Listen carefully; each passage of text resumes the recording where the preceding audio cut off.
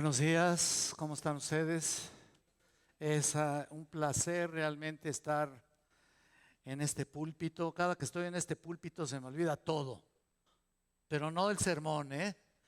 No, se me olvida todo lo externo, todo lo exterior, todo lo que está en el mundo y todo lo que soy incluso, y le pongo todo el interés, por supuesto, a la palabra del Señor. Me da mucho gusto ver caras nuevas también. Me da mucho gusto también ver que tenemos un grupo musical. ¿Ya ustedes se dan cuenta? Ya tenemos un grupo musical, ya es parte de la iglesia. Y bueno, tienen su estilo, ¿verdad? Yo soy más conservador, pero de todas maneras es adoración al Señor. Así que no se espanten si hay blues aquí, de repente hay, al ratito va a haber rock o qué cosa. No, miren, todos los cantos tienen un corte de rock, todos los cantos, incluso los que entonamos nosotros, nada más que hay rock lento, hay rock muy lento y hay rock muy, muy pesado. Así que hay diferentes tipos de rock, así que todos de alguna manera están escuchando algún tipo de alabanza que tenga ritmo de rock, pero muy, muy lento. Entonces, bueno, eso ya es lo de menos. Lo que importa es la palabra de Dios. Digo, no lo de menos de ellos, no, al contrario, no. Es un privilegio tenerlos, pero sobre todo el privilegio más importante es del hecho de saber que el Señor está aquí. Y eso es lo que más importa, hermanos. Y sobre todo que vamos a escudriñar su bendita palabra. Abran sus Biblias ahí en Santiago capítulo 2, si son tan amables. Pero déjenme un momentito, por favor, para tener una palabra de oración. Inclinen su rostro, por favor. Vamos a tener una palabra de oración. Oremos a nuestro Padre Celestial, ¿sí? Bendito Dios, te alabamos y te bendecimos, te honramos. Gracias, Señor, por este tiempo que nos das de escudriñar tu bendita palabra, de saber qué es lo que quieres para nosotros, qué es lo que tú estás dándonos Señor, el día de hoy. Y qué importante saber lo que tú nos quieres mostrar. Padre, te pedimos que tú hables a nuestro corazón, hables al corazón de los hermanos, hables el corazón de aquellos que empiezan a venir apenas, que todavía no se entregan a ti, Señor. Háblales, habla a su corazón, Señor. Yo solamente quiero ser un intermediario, solamente un mesero que recibe tu palabra y la lleva hasta los corazones de mis hermanos, de las personas que también vienen por primera vez. Te doy las gracias en el nombre de Cristo. Amén. Seguimos con la epístola de Santiago y ¿saben qué? Lo que pasa es que recuerden que estudiamos el capítulo 1, ya estudiamos el capítulo 1 de las pruebas a la victoria. ¿Cuántos se acuerdan más o menos? ¿Sí se acuerda alguno de las pruebas a la victoria? Estuvimos viendo ahí en Santiago en el capítulo 1. Ahora vamos a pasar al capítulo 2. Ahora veremos cómo, este es el tema, cómo debe ser el creyente o cómo debe mostrar la fe que una vez le ha sido dada. ¿Cómo debe mostrar la fe que una vez le ha sido dada? A veces en la vida del cristiano es como tener un automóvil lleno de gasolina y nunca salir de él, ¿no? O como tener una gran compañía y no ser productiva, ¿no? O haber estudiado una carrera y nunca trabajar en ella. Los cristianos de hoy en día parecen engarrotados. Se los digo con todo mi corazón y con todo mi amor. Parecen engarrotados. Desgraciadamente se jactan de saber mucho y lo digo en términos generales, en todos lados, en todo el mundo, se jactan de saber mucho, pero en realidad no hacen nada significativo. Son como lo que dice Judas en la epístola de Judas: nubes sin agua llevadas de acá para allá por los vientos, árboles otoñales sin fruto, dice ahí en el versículo 2. A la palabra no se le escapa nada, nadie se le escapa. Es la clave de este texto. Vayan al versículo 14, por favor. Santiago 2, del 14. Vamos a leer del 14 al 20, si son tan amables. Hermanos míos, ¿de qué aprovecha si alguno dice que tiene fe y no tiene obras? ¿Podrá la fe salvarle? Y si un hermano o una hermana están desnudos y tienen necesidad de mantenimiento de cada día, y alguno de vosotros les dice: id en paz, calentaos y saciaos, pero no les dais las cosas que son necesarias para el cuerpo, ¿de qué aprovecha? Así también la fe, si no tiene obras, es muerta en sí mismo. Pero alguno dirá: tú tienes fe y yo tengo obras. Muéstrame tu fe sin tus obras y yo te mostraré mi fe por mis obras. ¿Tú crees que Dios es uno? Bien haces. También los demonios creen y tiemblan. Wow. Mas, ¿quieres saber, hombre vano, que la fe sin obras es muerta?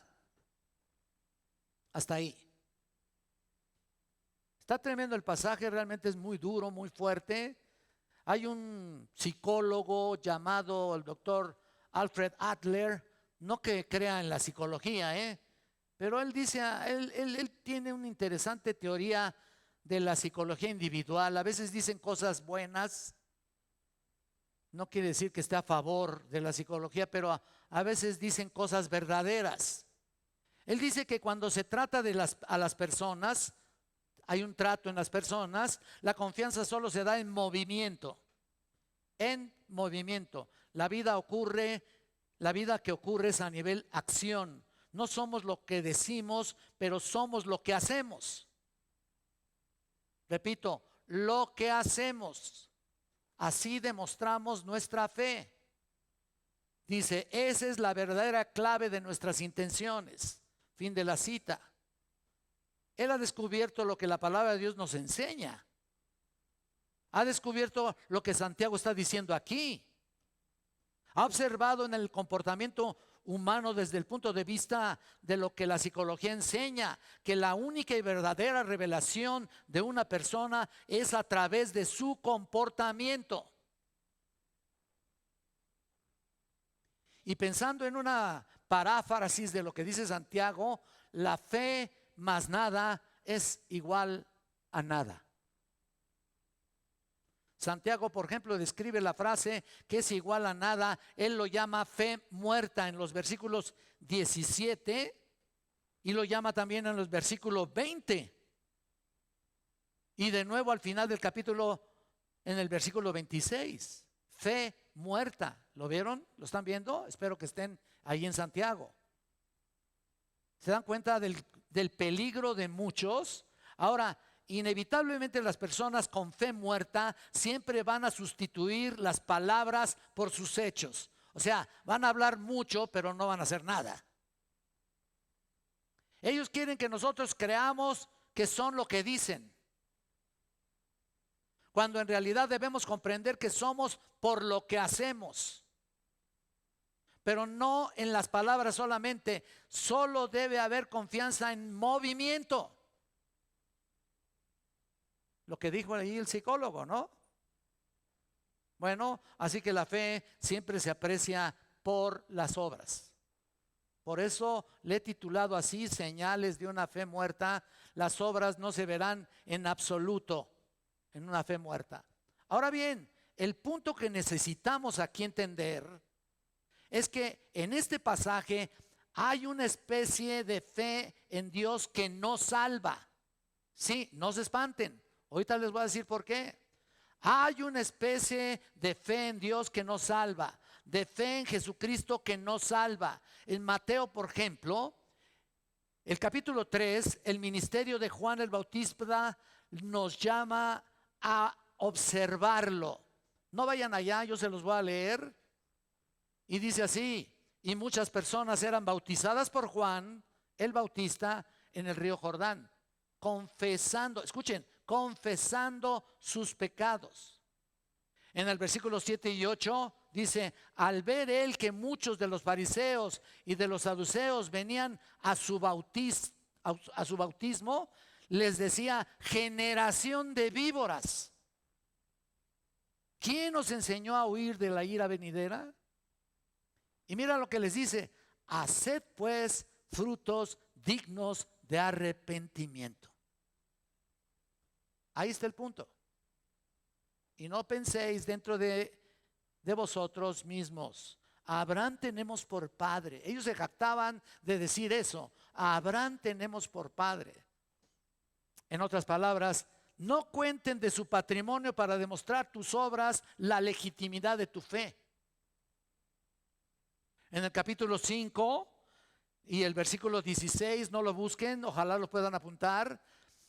Mateo 5, versículo 16, Jesús dijo: así alumbre vuestra luz delante de los hombres, para que vean vuestras buenas obras. Escucha, vean vuestras buenas obras y glorifiquen a vuestro Padre que está en los cielos.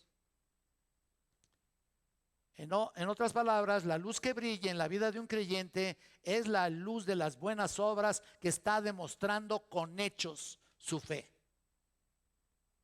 En el capítulo 7 de Mateo, el mismo sermón del monte, en el versículo 21 dice: no todo el que me dice Señor, Señor, ¿se acuerdan de esa parte tan importante?, entrará en el reino de los cielos, sino el que hace. Ahí está el punto: el que hace la voluntad de mi Padre que está en los cielos. No son los que dicen, sino los que hacen, hermanos. Es duro, pero así es. La confianza no está en lo que la gente dice, la confianza está en lo que hacen.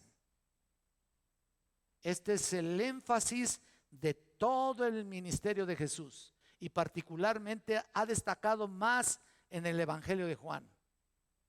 Por ejemplo, vayamos por un momento al capítulo 3, cuando dice, no vayan pues, escúchenlo. Había un hombre de los fariseos, ustedes se acuerdan en el capítulo 3, que es muy famoso, es desde el versículo 1, un hombre de los fariseos que se llamaba Nicodemo, un principal entre los judíos, y él es uno de los que creen. Este vino a Jesús de noche, porque no quería que se dieran cuenta a nadie, ¿no? Y le dijo: Rabí, es un pronombre, sabemos que has venido de Dios como maestro, porque nadie puede hacer estas señales que tú haces si no está Dios con él. En el capítulo 2, versículo 23, las personas que vieron sus milagros creyeron en su nombre. Entonces los judíos pues no estaban creyendo para nada, ¿verdad? Pero solamente uno vino de noche, y a juicio de Nicodemo, él fue enviado por Dios. Jesús fue enviado por Dios, y por supuesto creyó en el Mesías. Nicodemo dice: sabemos. Si lo estás viendo ahí en Juan 3, es muy claro la palabra sabemos, que está hablando en plural. ¿Qué significa esto? Que hay todo un grupo que sabía de él. ¿Te das cuenta? Respondió Jesús y le dijo: de cierto te digo, que el que no naciere de nuevo no puede ver el reino de Dios. Versículo 3. Pero ahora, ¿cuál es el punto? A su juicio, cree. Otra vez, vean ustedes, ya creyó, cree que Jesús fue enviado por Dios. Pero Jesús le dice: creer en todo esto no es suficiente a menos que seas transformado. A menos que seas transformado. No hay tal cosa como darle continuidad a una fe como la que tienes. Mira, lo que Juan escribe en el capítulo 8, y aquí en este sí quiero que vayamos. En el capítulo 8 estamos de nuevo con una ilustración gráfica de este mismo tipo de fe. Juan 8, por favor, versículo 30 y 31.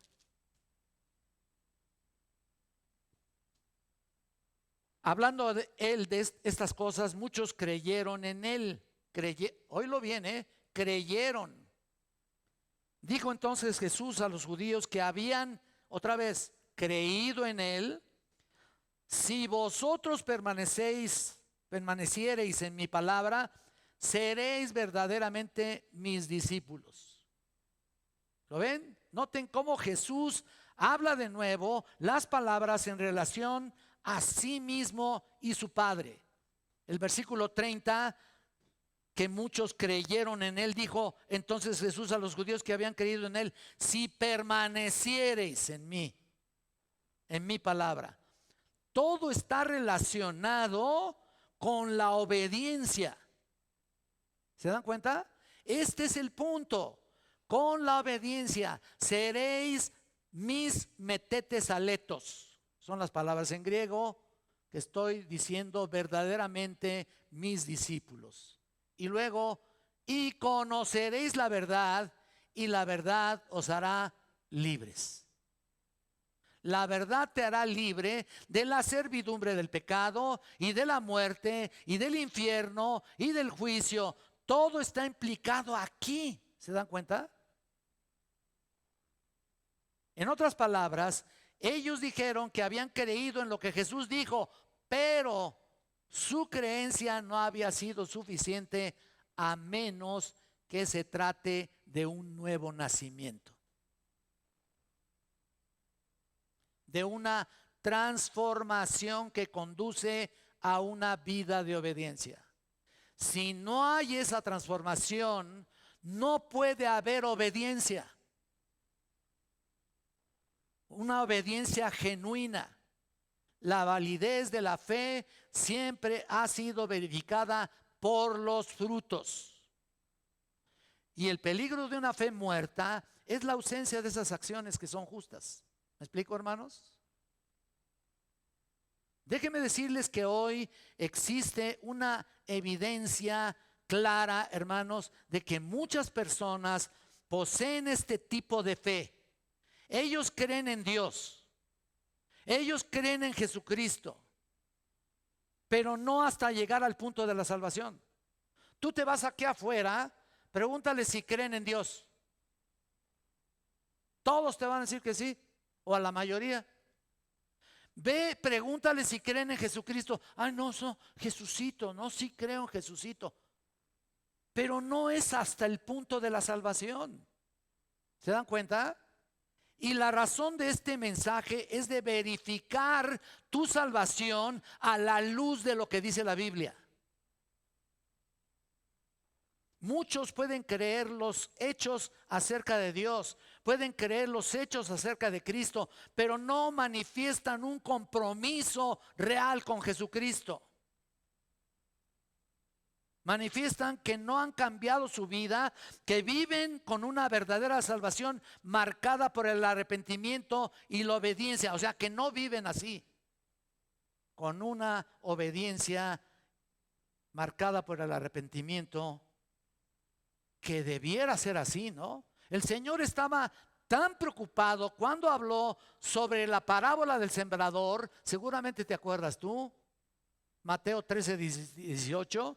Cuando habló después en Mateo 13:24 acerca del fruto y del trigo y la cizaña, ¿te acuerdas también?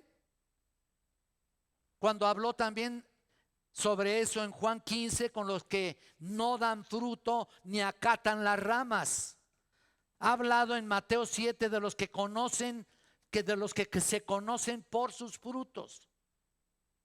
Él habla diciendo ahí: por sus frutos los conoceréis. No por la fe, por sus frutos los conoceréis. Se trata de un problema en el ministerio de nuestro Señor. Creencia intelectual no es suficiente. Punto. En Hebreos 12:14 dice: sin santidad nadie verá al Señor. Nadie. Ningún hombre entrará a la presencia del Señor sin santidad. Así llegamos a la conclusión de que la justificación debe traer en sí algo más que una simple decisión o declaración de lo que cree. Tiene que traer en sí una fe verdadera manifestada en obras. ¿Se dan cuenta? Y esto es muy importante que lo pienses así.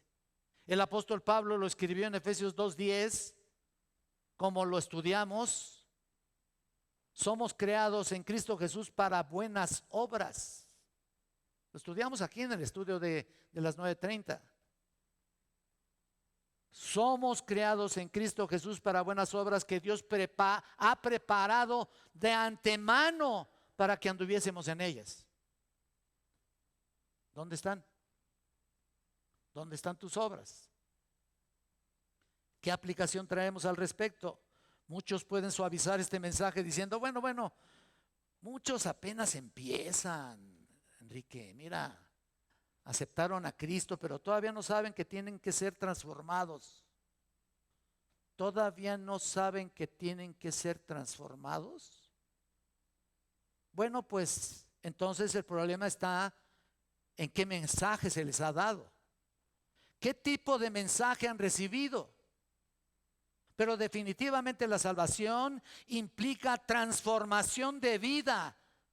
No hay otra forma de ser salvos. Transformación de vida. Por eso les he dicho acerca de la inmensa necesidad de saber compartir el evangelio. Lo he dicho en los estudios también. Hay que saber compartir bien el evangelio, lo suficiente para que verdaderamente crean y se conviertan. La gente no puede decir que tiene a Cristo cuando ni siquiera han comprendido bien el mensaje, ¿no? Dicen: ¿qué está diciendo este? Tenemos que tratar con ese engaño. Muchos ni siquiera conocen el mensaje de salvación y piensan que han alcanzado la fe salvadora. Cuidado con eso. Santiago no va a permitir ese tipo de engaño y quedar sin respuesta. La gente cree en el evangelio, pero no piensa que es irrevocable el compromiso cuando hay que evitar el pecado y hay que servir al Señor Jesucristo. De hecho, cualquier trabajo que se esté haciendo en la iglesia, ustedes lo saben, debe ser confrontado con la realidad de su estado. Es decir, tiene que comprobarse si ese trabajo que está haciendo es el resultado de su compromiso con Cristo. No podrá ser visto ni para ser elogiado, mucho menos por interés. De hecho, la epístola de Santiago aquí es una serie de pruebas de que se puede evaluar si tu fe no es una fe viva o si se trata de una fe muerta. Tú lo puedes leer toda la epístola. Santiago está dando una serie de pruebas de que podemos evaluar nuestra fe viva o muerta. ¿Cuál es? Ahora bien, en este segundo capítulo de Santiago, del 14 al 20 que leímos, Santiago habla de la prueba de las obras. ¿Se acuerdan que estuvimos hablando de la prueba de manifiesta en tu vida? Pero estas obras tienen que ser manifiestas, obras que quieren decir acciones justas, justo comportamiento, un comportamiento obediente a la palabra de Dios y que manifiesta una naturaleza piadosa. Ustedes lo saben. ¿Cómo vivimos entonces? Pregúntate un poquito. Hermanos, ¿demostramos lo que somos? Tú dímelo, piénsalo. Santiago ya ha planteado esa cuestión. No es que yo quiera decir esto por alguien en particular, no. Si volvemos atrás por un momento, mira ahí en Santiago, ten abierta tu Biblia ahí en Santiago, al versículo 22 del capítulo 1, y ya lo ha introducido cuando dijo: pero sed hacedores de la palabra y no tan solamente oidores, engañándoos a vosotros mismos. ¿Lo están viendo? Ahí en el 1:22. Subrayenlo, ahí póngale una flechita. Así que alguien puede ser un oyente de la palabra. Escucha bien, por favor. Alguien puede ser un oyente, pero no un hacedor. Es como un hombre que esconde su rostro, ¿te acuerdas? Mira su cara en un espejo, lo ve a su manera y olvida la forma del hombre que fue. En otras palabras, cuando se mira, ve su problema, pero no hace nada al respecto. Desaparece y se olvida de ella. Mas el que mira, dice el versículo 25, atentamente en la perfecta ley, la de la libertad, y persevera en ella, no siendo oidor olvidadizo, sino hacedor de ella, este es bienaventurado en todo lo que hace. Ahí está. ¿Se dan cuenta? Estamos hablando ahí del capítulo 1. En otras palabras, Dios dice lo que necesitas para ser un hacedor. Debes continuar estudiando la palabra y practicando lo que Dios te quiere decir. Y luego Santiago trae a colación el mismo tema aquí en el capítulo 2. Ahora bien, por otro lado, también quisiera decir que nadie se salva solamente por las obras, Quiero aclararlo, para que no quede duda de esto. Efesios 2, 8 y 9, ¿te acuerdas que dice: no por obras para que nadie se gloríe? ¿Te acuerdas? 2, 8. No se puede alardear tener salvación por las muchas obras que hagas. Eso sería adulterar la gracia, y la gracia no sería más gracia. Nadie se salva por las obras. Escucha con atención lo que voy a decir. Pero nadie es salvo sin las obras. ¿Me explicó? Espero darme a explicar lo suficiente. Esa es la cuestión. Sin la producción de obras, la labor de arrepentimiento y sumisión a Cristo debe ser la inicial. En Mateo 13, 44 al 46, nuestro Señor da dos parábolas acerca de un hombre que entró, no sé si te acuerdes, encontró un tesoro escondido, y después un mercader se encontró una perla de gran precio. ¿Te acuerdas las parábolas, no? No sé si se acuerden, pero en ambos casos esos hombres venden todo lo que tienen para comprar el tesoro y la perla. Y en todo esto hay un sentido en que la salvación viene a los que venden todo lo que tienen con tal de obtener a Cristo. Y no precisamente es algo material o físico. En realidad es espiritual. En otras palabras, dejan todo para venir a Cristo. Significa que es tan valiosa la salvación que a las personas que se les ha compartido están o deben estar deseosas de renunciar a todo lo que tienen, vender aún todo con tal de poseerla. La salvación. Refiriéndome a la salvación, no a la perla en sí, físicamente hablando, ni tampoco al tesoro. Pero Cristo es un tesoro, hermanos. ¿O cómo lo consideras? ¿No es un tesoro? Por supuesto. Pero escucha, para otros que están autoengañados, la fe no es más que un vistazo, hay un reconocimiento de los hechos acerca de Dios y Cristo, y hasta ahí. Por eso es que cuando hay alguien que se muere, nos basta con pensar que hicieron una buena decisión en Cristo. O sea, que ahora resulta que tú eres el quien decides, ¿no? No es así. Dios es el que te escoge. Una decisión en Cristo y ya. Nunca se interesaron en estudiar la palabra de Dios como debe ser. Nunca hicieron nada por el Señor, nada, pero nada.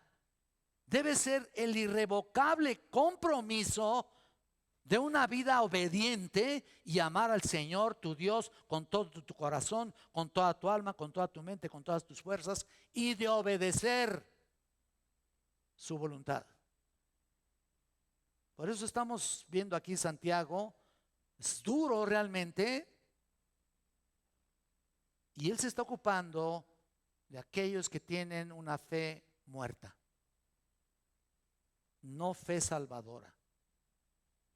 Ese es el punto aquí y esa es la cuestión. ¿Y sabes por qué?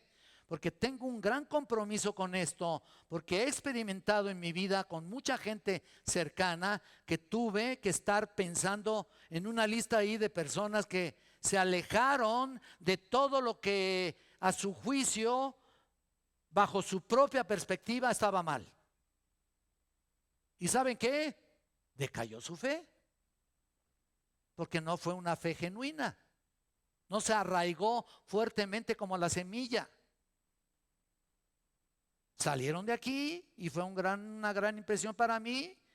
Son inolvidables porque los sigo recordando, los sigo amando y sigo orando por ellos. En realidad, desgraciadamente, tenían una fe muerta en algunos. En lo que respecta a la prueba de sus hechos, o sea, lo que hicieron, no importa cuánto se pretenda afirmar, su fe resultó muerta y ya, se acabó.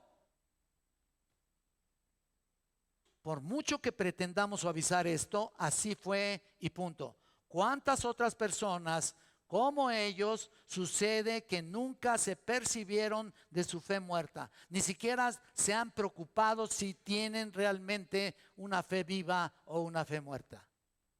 De hecho, es posible que nunca se sepa, hasta que un día se enfrenten al infierno, al juicio final, y entonces Dios no los conozca. ¿Y qué pasa? Al infierno, al fuego eterno. Y todo por no verificar su salvación por medio de lo que hacen. Ellos nunca cambiaron su forma de ser. Otra vez lo vuelvo a repetir, no cambiaron su forma de ser. Sí creen y vienen y hasta cantan alabanzas y puede que hasta levanten las manos y lo que sea. Pero su vida nunca cambió. ¿Eso qué te dice? ¿Es una fe viva o muerta? Por supuesto. Nunca cambiaron su forma de... Ese es el peligro. Puedes jactarte de conocer la palabra, pero sigues igual de egoísta, sigues igual de petulante, sigues igual de orgulloso, igual de vanaglorioso, igual de lujurioso, o de engreído, o de soberbio. Sigues igual. Ahora bien, quiero que vayamos al fondo de este texto para comprender a quién realmente escribió Santiago. Mira, la epístola de Santiago fue escrita para los judíos. Noten ustedes el versículo 1. Desde ahí nos está diciendo: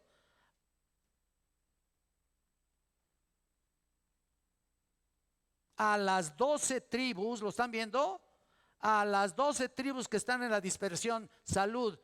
Judíos que se identificaron con la fe cristiana, judíos que se convirtieron en aquella ocasión.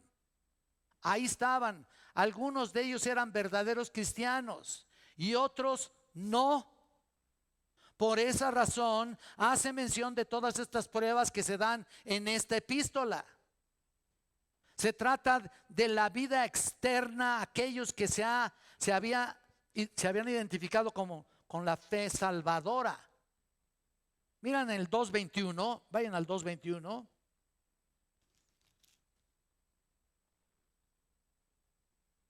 Dice aquí: ¿no fue justificado por las obras Abraham, nuestro padre,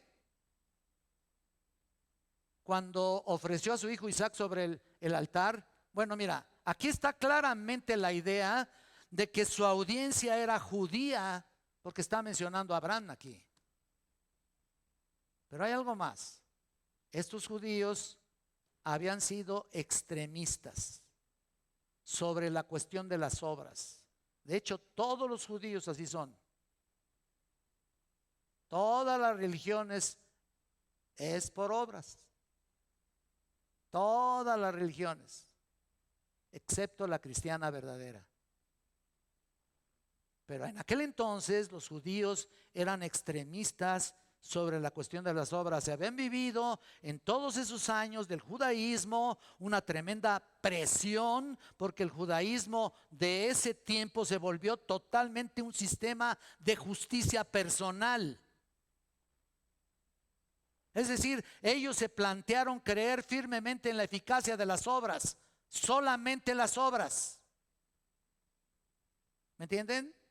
Y a lo largo de ese tiempo vino el evangelio de la salvación.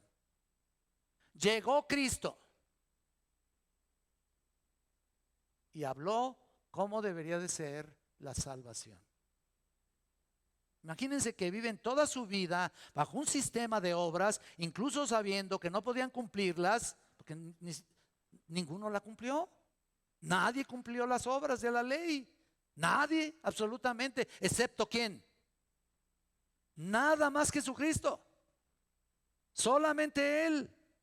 Sabían que esas leyes no podían mantenerlas, porque es absolutamente desbordado, absurdo, que hay una multitud de normas que ningún ser humano puede vivirlas. Y de esa manera creer que su salvación depende de su capacidad para hacer lo que no pueden hacer. ¿Me explico? ¿Quién lo pudo hacer? ¿Quién pudo cumplir la ley? Nadie. Vayan a Mateo 23, por favor. Mateo 23, 4.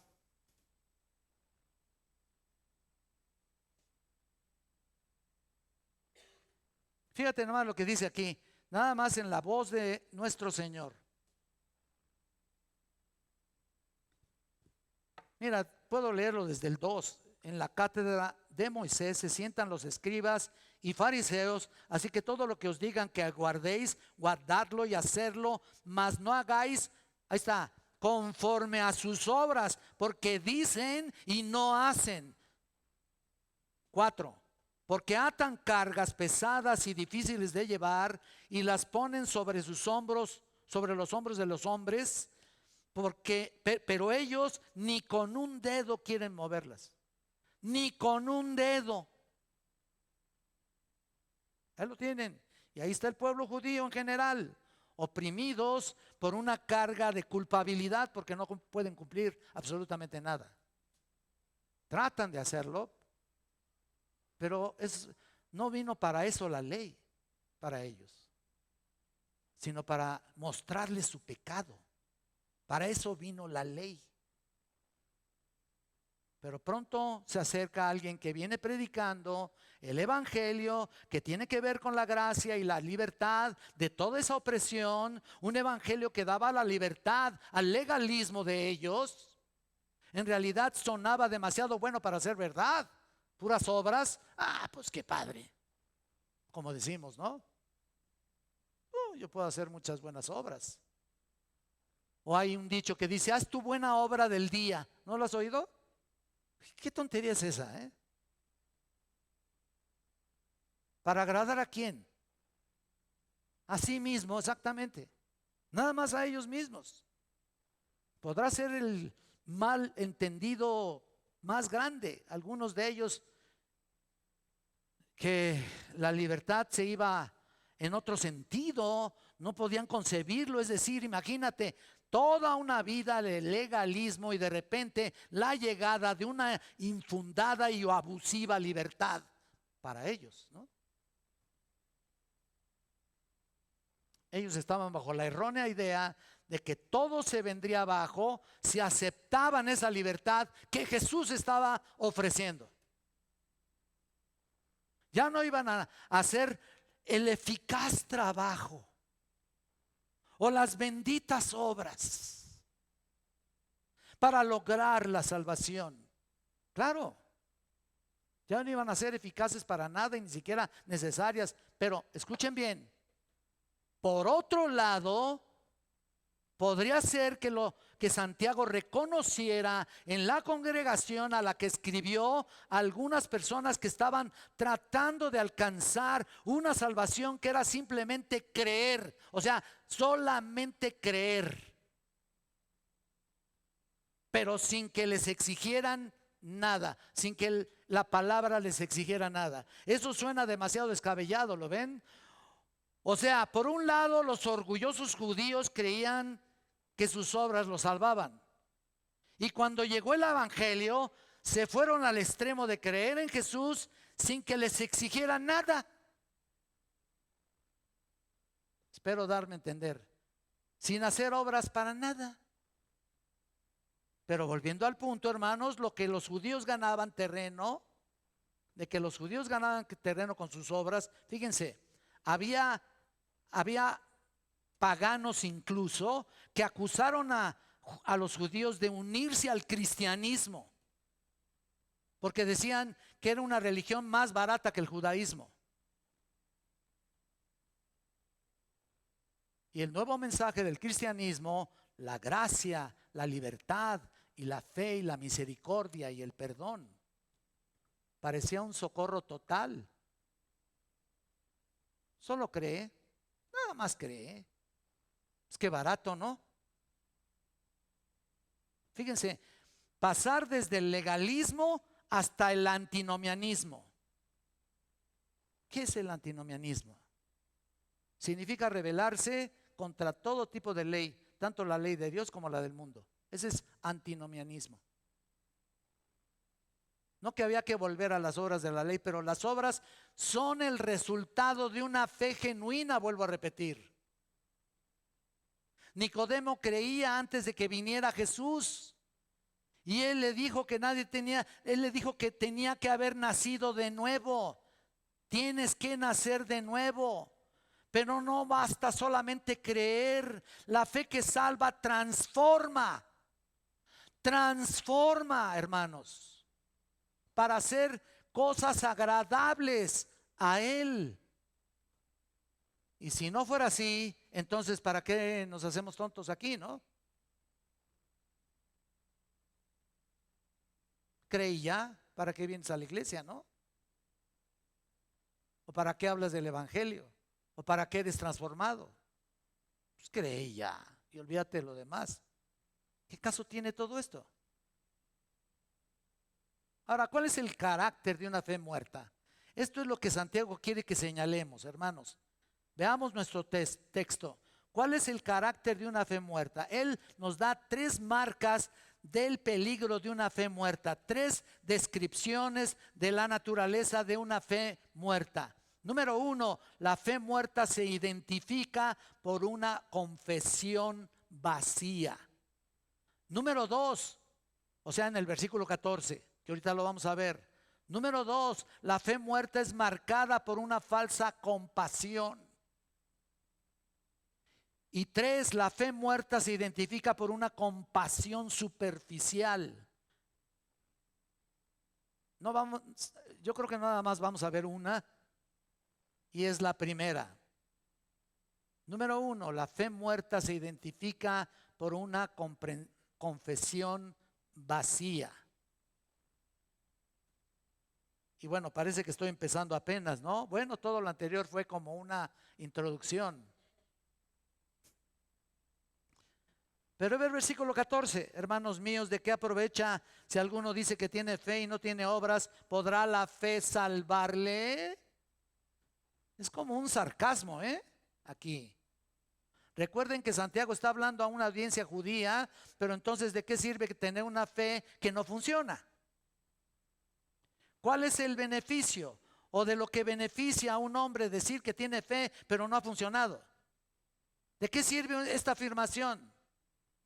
¿Podrá la fe salvarle?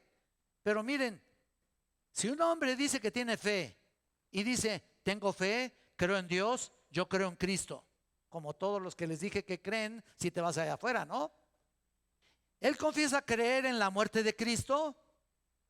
Él puede confesar creer en la resurrección de Cristo. Por cierto, está en tiempo presente. ¿Qué beneficio trae hacia sí mismo si un hombre continuamente afirma que cree? ¿Qué es eso? Todos creen. Acuérdate de la Semana Santa. ¿No? ¿No es cierto que todos creen en Cristo? Y luego se van al Cristo de Iztapalapa y más, ¿no? Todos creen.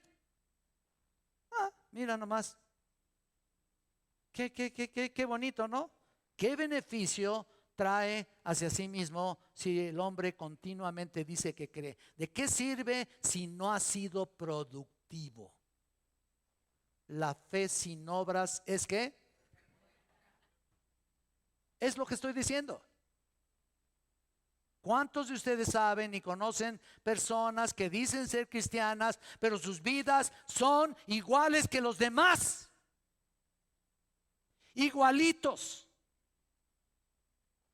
Hacen las mismas tranzas, dicen las mismas groserías, dicen los mismos chistes pelados, hacen un montón de cosas iguales que sus compañeritos, que sus compañeros de trabajo.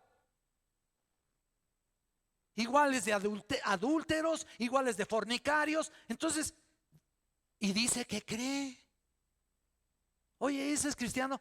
Él dice que cree. ¿Y que voy a decir que sí es cristiano? Para nada. Su vida no ha sido transformada. No es nada más que una confesión vacía o una profesión vacía que no comprueba nada. Si no hay obras y no hay hechos virtuosos, no puede demostrar un cambio de vida. Cristo vino a dar vida y vida en abundancia, ¿no? ¿Te vino a transformar? ¿Sí o no? Correcto. Entonces tu vida tiene que haber sido nueva. El que está en Cristo, ¿qué? Nueva criatura, ¿qué? Las cosas viejas, ¿qué? Entonces, todas son hechas nuevas. Si tuviéramos que ver a Santiago, podríamos ver cuáles fueron algunos de esos frutos. Al ver otra vez el capítulo 1:12, podemos ver la resistencia, fíjate, en el 12. Ahí apúntale, luego lo vemos, tú estúdialo. También vemos la paciencia y además soportar triunfalmente las pruebas que estudiamos hace algunas semanas. Pruebas como una buena obra para demostrar la verdadera fe. Ya nos dio el Señor muchas pruebas. Estás viviendo incluso en pruebas. Si estás viviendo en pruebas, si estás padeciendo, si estás sufriendo por causa del nombre de Cristo, entonces sí creo que seas salvo. Pero si estás buscando nada más el triunfo, el reconocimiento, si estás buscando nada más, dizque la felicidad, ¿sabes qué? Eso es una falacia. Cuando estás en Cristo, sufres como Él.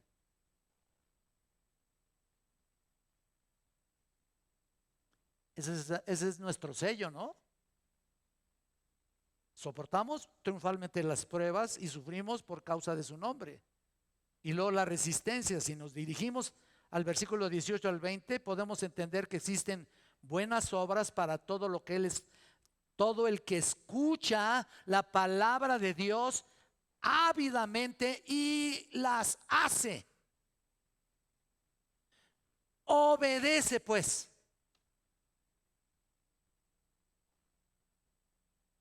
Si vemos el versículo 21, la pureza de la vida poniendo fuera la inmundicia y abundancia de malicia.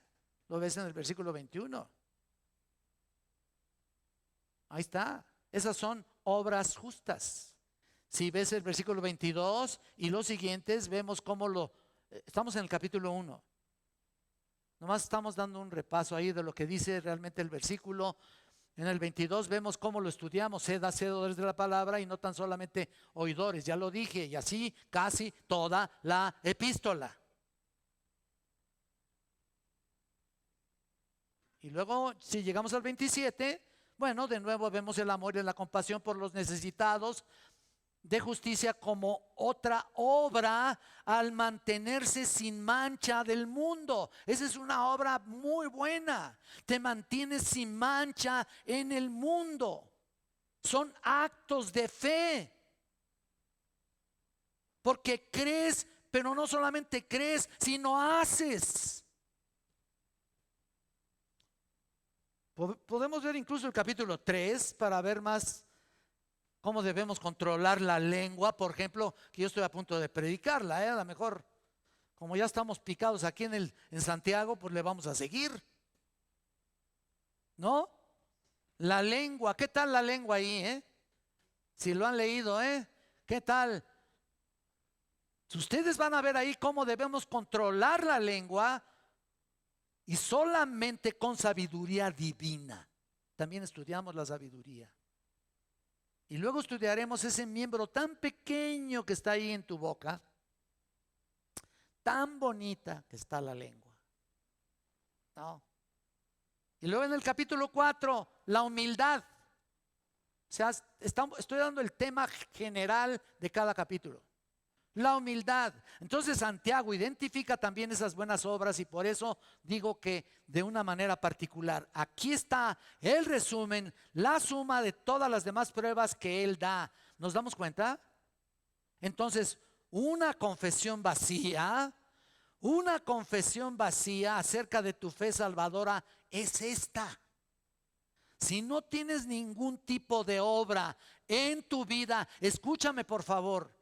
Si tu vida no se manifiesta, dice ser cristiano, si tu vida no se manifiesta por la resistencia al pecado, número uno, si no se manifiesta una respuesta adecuada a la palabra de Dios en obediencia, si no demostramos poniendo fuera las impurezas y la maldad que a veces se arraigan demasiado a tu vida, si no tenemos un corazón de obediencia a la palabra de Dios, si no tienes una compasión también hacia los necesitados, mira, si no te mantienes sin mancha en el mundo, si no tienes control de tu lengua, entonces, ¿qué tipo de salvación es esa?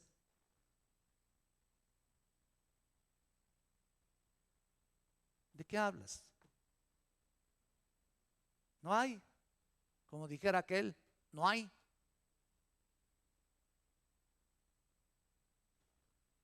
En Juan 15, como hemos mencionado antes, Jesús dijo, resumiendo: todo pámpano que no lleva fruto, escuchen bien, es cortado y arrojado ¿a dónde? ¿Qué simboliza eso? El infierno, exactamente. Esta rama infructuosa representa a Judas, por supuesto, y representa a alguien que solo tiene una apariencia, pero no hay flujo de vida en su ser. Por tanto, no hay producto. Y ustedes saben estas cosas. Y así Santiago añade al final del versículo 14: ¿podrá la fe salvarle? ¿Podrá? ¿Qué tipo de fe podría resolver a un hombre, o más bien absolver a un hombre para el día de juicio? El día del juicio. ¿Qué tipo de fe? Ustedes mismos contéstense interiormente. ¿Podrá la fe no ir acompañada de un cambio de vida verdadero en su vida moral? ¿Un cambio verdadero en su vida moral y no tener una conducta adecuada? ¿Cuál es la respuesta? Y si ves el 2:13, si regresamos ahí a Santiago, el 2:13, me pregunto, ¿cómo puede el hombre mostrar misericordia si no hay piedad en su vida? ¿Cómo? No la hay. ¿Se dan cuenta? ¿Podrían ustedes decir que un hombre puede creer y no mostrar piedad, obediencia y todavía estar convencido de ser salvo? Algunos eso piensan. Algunos de ustedes podrán decir que se puede creer y no tener frutos. ¿Cómo?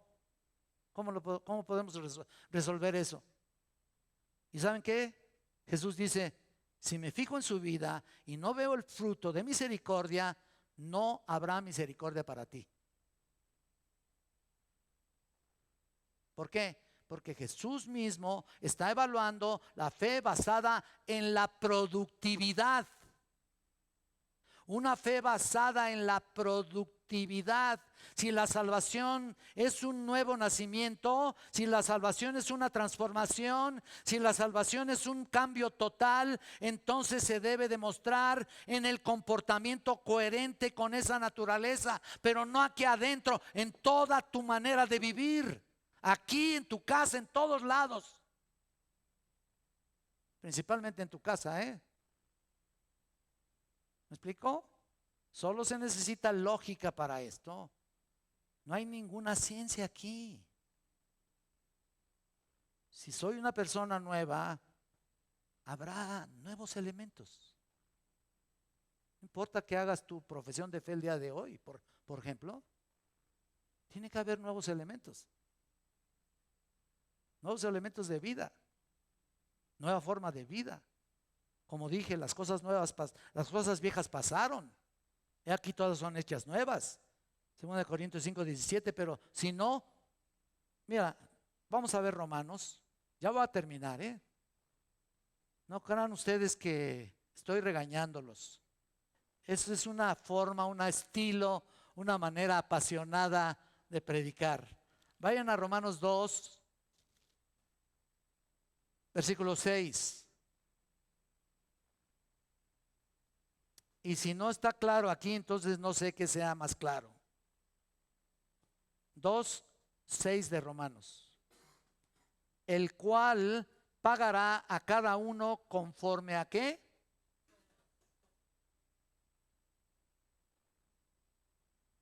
¿Qué has hecho para Dios? Aquí hay una sentencia tremenda. Es una sentencia definitiva. Será de acuerdo a tus hechos. Así que necesitas reflexionar si manifiestas que tienes una nueva naturaleza. ¿Qué estás haciendo para Él? ¿Cómo estás mostrando tu fe? Si dices tenerla. Y déjame decir algo, si las personas que me escuchan no obedecen, escuchen, esto puede ser muy fuerte, pero perdón, no puedo dejar de decirlo. Si las personas que me escuchan no obedecen a la verdad, sino obedecen a la injusticia, entonces un día tendrás que enfrentarte a la ira de Dios. Lo contrario de esto es que los verdaderos creyentes obedecen a la verdad, obedecen a la justicia. En otras palabras, vamos a ser juzgados sobre la base de lo que hemos hecho y cómo lo hemos hecho. Y lo que hacemos es el indicador de cómo nos encontramos. ¿Podrá entonces la fe salvarte? ¿La pura fe, así nada más? No, claro que no. La palabra podrá está en negativo e indica un no rotundo ahí en el original griego. Y alguien dirá, bueno, espérame, Enrique, no seas tan drástico, no seas tan duro. Hoy como que me cacheteaste, pero bien duro, ¿no? ¿No hay un choque entre lo que dice Santiago y lo que dice Pablo? ¿De qué? Este es el típico argumento. Si aceptamos lo que Santiago dice, tenemos que tener obras. Y no niega lo que dice Pablo cuando dijo que solo la fe salva. La fe, solamente la fe salva. Solo por gracia. Pero si añades todo, hace funcionar la gracia. ¿Te das cuenta? Vamos a Romanos. Aquí ya están ahí en Romanos. Vamos al capítulo 11. 11:6.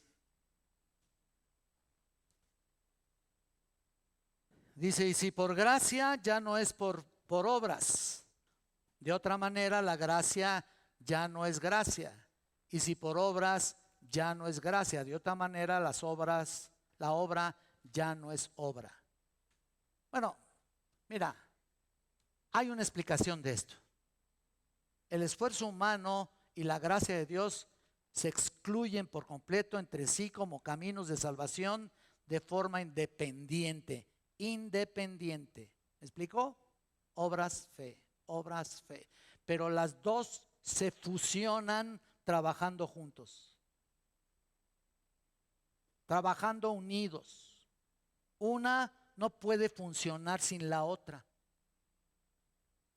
¿Se dan cuenta? ¿Me entienden? Es como lo que dice Gálatas. Si no van ustedes, yo se los leo. Gálatas 2:16, cuando dice aquí, sabiendo que el hombre no es justificado por las obras de la ley, sino por la fe en Jesucristo. ¿Lo ven?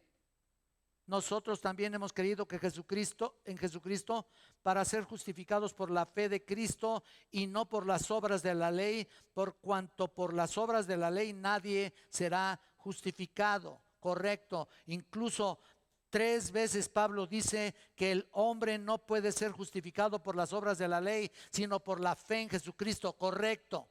La primera, muy general, si lo ves aquí, el versículo 16. Si lo ves aquí, muy general, el hombre, dice aquí, hombre. La segunda, muy personal, nosotros, dice ahí, también. Y la tercera es universal, nadie será justificado. Entonces, guardar la ley es inaceptable como obra de redención. ¿Se dan cuenta? Así que Pablo dice, no obras, y Santiago dice, la fe sin obras es muerta. Tú vas a decir, se contradicen. No, Señor, no. Entonces, ¿no están en conflicto? No. ¿Saben qué, hermanos? Santiago y Pablo no están en pie, cara a cara ahí, alegando un punto de vista en un enfrentamiento, sino que están de pie atrás de la lucha contra dos puntos comunes. Pablo escribe de la lucha contra aquellas personas que quieren ser salvos a través de las obras. Y Santiago lucha contra aquellas personas que desean una salvación que no exige nada de obras. Pablo está diciendo, la salvación es solo por gracia. Santiago está diciendo que si dices que eres salvo por gracia, debes producir obras. No hay debate aquí, no hay argumento aquí, no hay tensión aquí. No se trata de estar cara a cara ahí en una polémica o en un desacuerdo. Se trata de una vuelta atrás a la defensa de dos argumentos que van intrínsecamente juntos. Ni te puedes salvar por obra solamente, ni te puedes salvar por fe solamente. La fe debe producir obras. Y las obras de la ley solamente te producirían, ¿sabes qué te producen? Las obras de la ley en sí te señalarían tus pecados para que te arrepintieras. ¿Verdad?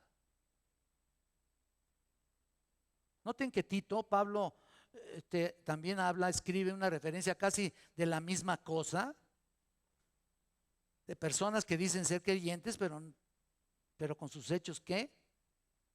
Le niegan. Miren, cada rato estoy diciendo que ya vamos a terminar, ¿verdad? Al cabo, al ratito reponen sus fuerzas con la comidita. ¿Qué dice Tito 1:16? Mira, profesan conocer a Dios, fíjate, pero con los hechos lo niegan, siendo abominables y rebeldes, reprobados en cuanto a toda buena obra. ¿Lo viste? La palabra reprobados tiene la idea de algo confuso, desorientado, que solo tiene la mente malvada. Entonces profesan conocer a Dios, no niegan la presencia de las obras, pero las que hacen, no importa lo que tú y yo pensemos, son malvadas y no demuestran la salvación. Ya.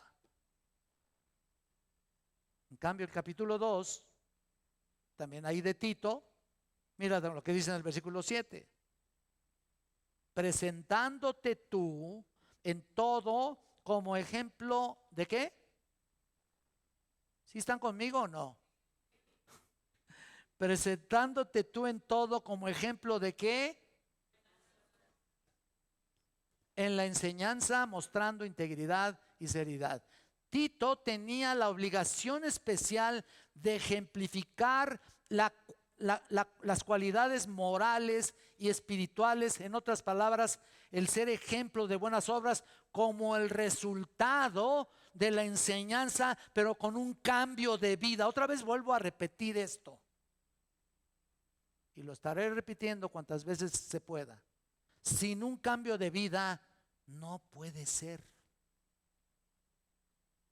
Hagas obras o digas que tienes fe, tienes que tener cambio de vida. Esto es, demuestran la fe que Dios nos otorgó con integridad, haciendo obras. Incluso con la palabra sana e irreprochable, aquí mismo en el 8 dice palabra sana e irreprochable, de modo que el adversario se avergüence y no tenga nada malo que decir de vosotros. Entonces Pablo está en su ministerio particular haciendo hincapié en el comienzo de una vida cristiana. Este es el comienzo de tu vida si vienes por primera vez. Es el comienzo de tu vida cristiana. Insistes en que nadie puede ganar el perdón que viene solo de Dios, que es por gracia soberana solamente. No, tú no tienes que, pues no tienes que arrepentirte, ¿no? O sea, simplemente cree. No, arrepiéntete, tienes que arrepentirte de tus pecados. Arrepentíos y convertíos para que vengan del Señor tiempos de refrigerio, dice la Biblia. La salvación se lleva a cabo cuando llega la soberana gracia de Dios y se transforma totalmente en una nueva persona. ¿Eres distinto a como eras antes? ¿O sigues igual? Digo, yo no los voy a andar buscando, ni fisgoneando, ni analizando, ni viéndolos, ni tengo una cámara en su casa, cómo se hablan, cómo se gritan, etcétera, etcétera. Recordemos esto, hermanos, la misma ciudad en Éfeso, la misma ciudad en la que Timoteo fue, en la que estaba ahí pastoreando Timoteo, ahí en Éfeso, cuando se escribió el evangelio llegó a Éfeso. En Hechos 19:19, inmediatamente el texto dice que las personas dejaron totalmente la magia y el ocultismo, tomando sus libros y los quemaron todos ellos después de haber oído y creído. Una vez que oyeron y creyeron, ¿qué sucedió? Se convirtieron, cambiaron de vida. Es como lo que dice 1 Tesalonicenses 1:9, que ellos mismos, dice, contaban cómo se habían convertido de los ídolos para servir al Dios vivo y verdadero. Ahí está otro ejemplo de los de Tesalónica, ¿no? Nadie se salva por las obras, hermanos, pero nadie es salvo sin obras evidentes. Lo dijo Pablo. Ya, ¿para qué quiero repetírselas nuevamente, no? Él empieza diciendo, no por obras para que nadie se gloríe. Ahí está, ¿no? Efesios 2:9. Ok, no por obras. Pero el 10 dice, porque somos hechura suya, creados en Cristo Jesús para buenas obras. En otras palabras es decir, tú te conviertes, inmediatamente vienen las buenas obras. Pero si no te conviertes, ahí te quedas. Crees, pero, o mejor dicho, si no haces buenas obras, pues entonces Él ya las había preparado de antemano para que anduvieses en ellas. ¿Estás llevando a cabo las obras que Dios te ha mandado? ¿Que Dios te ha pedido? Mira, es muy sencillo. Si te conviertes realmente, número 1, tienes que arrepentirte de tus pecados, cambiar de vida. Número 2, hablarle a tu familia, a tus amigos, a los más cercanos, en decirles, Cristo ha estado en mi vida, Cristo ha entrado en mi corazón, me he arrepentido de mis pecados y ahora soy una nueva criatura. Número 3, puedes orar por muchos hermanos, aunque creas que no estás haciendo obras, simplemente con la oración estás haciendo una obra maravillosa. Número 4, hablar del evangelio. Si estás haciendo todo esto, gloria a Dios. Si no, como dice 2 Corintios 13:5, examinaos a vosotros mismos si estáis en la fe, probaos a vosotros mismos, o no conocéis a vosotros mismos que Jesucristo está en vosotros, a menos que estéis reprobados. Yo no quiero que estén reprobados, hermanos. Yo al contrario, quiero que todos seamos cristianos de una sola fe, pero una fe que es productiva. Y en esta mañana yo te invito a orar y a pedirle a Dios que cambie tu vida, que entre a tu corazón, que te arrepientas de tus pecados, le entregues tu vida a Jesucristo y cambies total y absolutamente. Y empieces a hacer obras de justicia. Yo te invito para que creas en que Jesucristo vino a morir precisamente por eso, para deshacer cualquier obra que quieras hacer, no te salvará. Y si crees absolutamente pero no tienes obras, tampoco te salvas. Entonces, las dos van juntititas. Fe con obras. Padre bendito, en esta hora estamos delante de tu presencia, Santo Dios, para que tú seas glorificado en toda la manera de vivir nuestra. Aún en aquellos que vienen por primera vez, Señor, que aún no han confesado sus pecados, yo te pido que en este momento lo hagan. Que les permita, Señor, Santo y bendito Dios, arrepentirse y que les permitas que tu Espíritu Santo entre a sus corazones. Porque dentro de un momento estaremos festejando, Señor, la cena del Señor, tu cena, recordando tu muerte y tu resurrección. Señor, te pido que sean salvos de esta perversa generación. Porque todo te lo pido en el nombre glorioso de Jesucristo, al cual sea la gloria, la honra y la alabanza. Amén. No sé cuántos hicieron una profesión de fe en estos momentos, pero no me lo tienen que decir, ¿verdad? Pero si hay alguien, aquí tenemos varios consejeros, allá atrás hay dos parados allá, dos hermanos parados, está Francisco, está Cosme y por allá está también Felipe, aquí está Alfredo Chavero Jr., Alfredo Sánchez, Alfredo Sánchez, y aquí está Edgar, ¿qué? Núñez.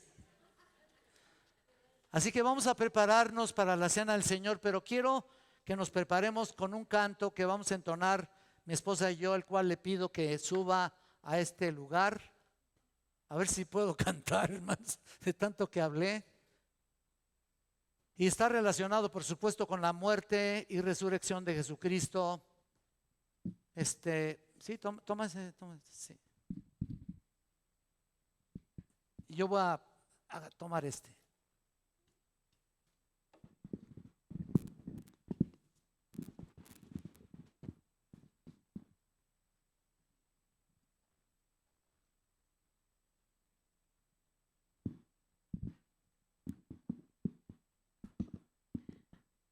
Se llama La Vía Dolorosa.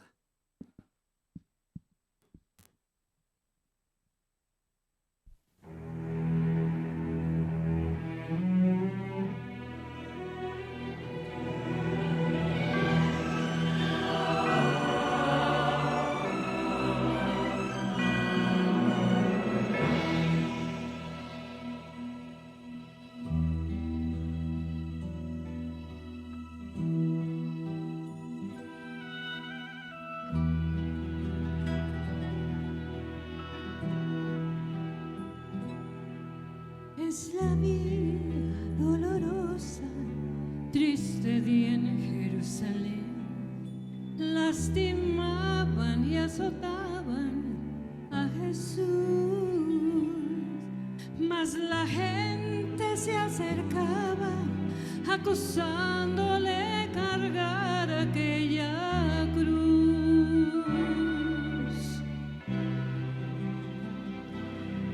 Sentenciado y condenado, se burlaban más de él, despreciado y desechado, con dolor,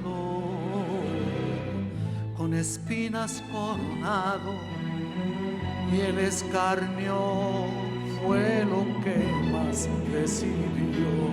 Por la vía dolorosa, que es la vía del dolor, como oveja vino Cristo, Rey Señor.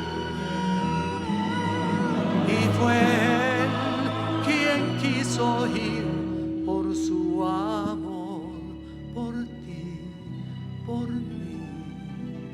Por la vía dolorosa al Calvario y a morir.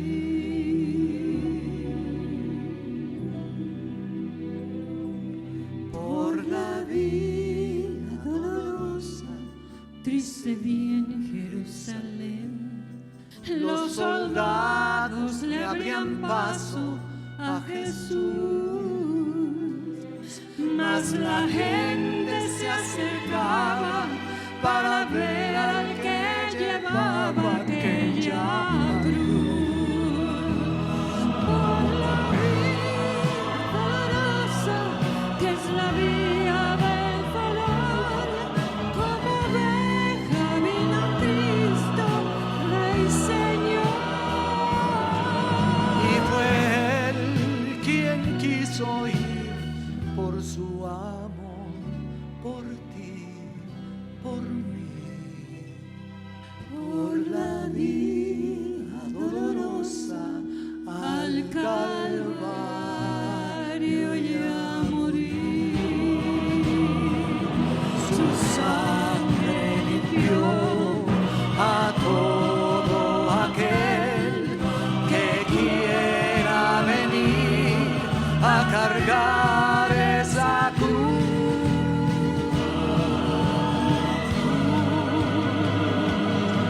Por la vía dolorosa, que es la vía del dolor, Cristo vino a dar su vida por amor.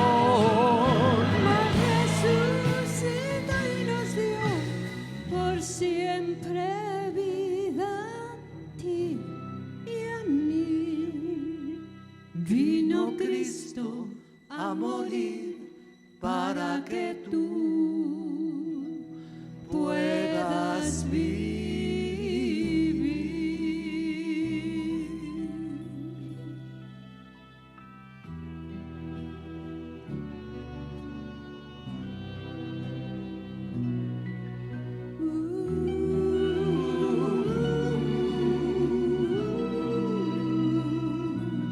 Puedas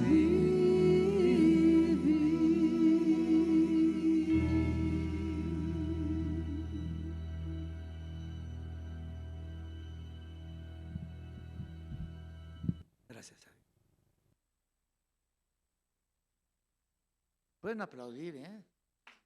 Pero no a mí, no a mí.